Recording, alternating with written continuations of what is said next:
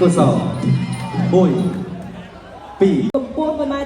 71ទម្ងន់63.5 គីឡូក្រាមធ្លាប់ប្រកួតចំនួន14ដងឈ្នះ11ដងនិងចាញ់3ដង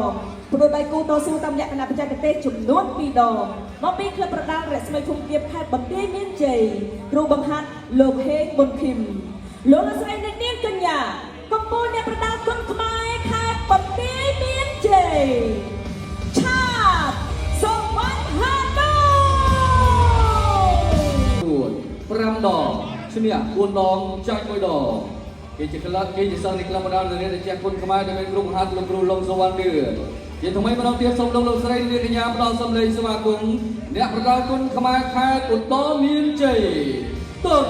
សៀវមេ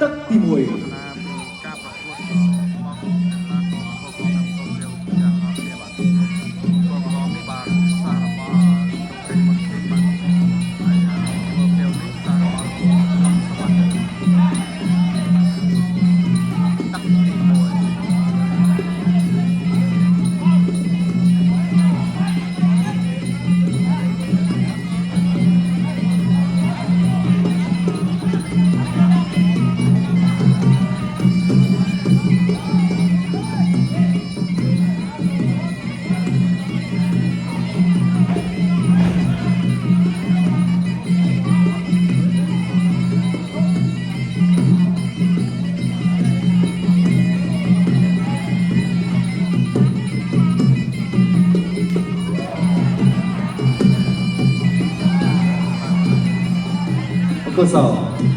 bồiปี3 4 5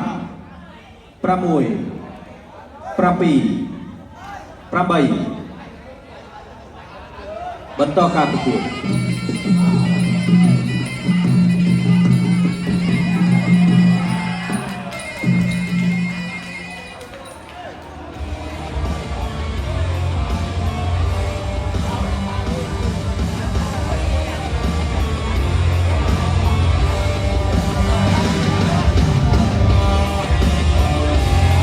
បង្គោលក្រហមឆាតសុវណ្ណហានូឈ្នះកីឡាករបង្គោលខៀវដោយកីឡាករបង្គោលខៀវសន្លប់នៅក្នុងទឹកទី1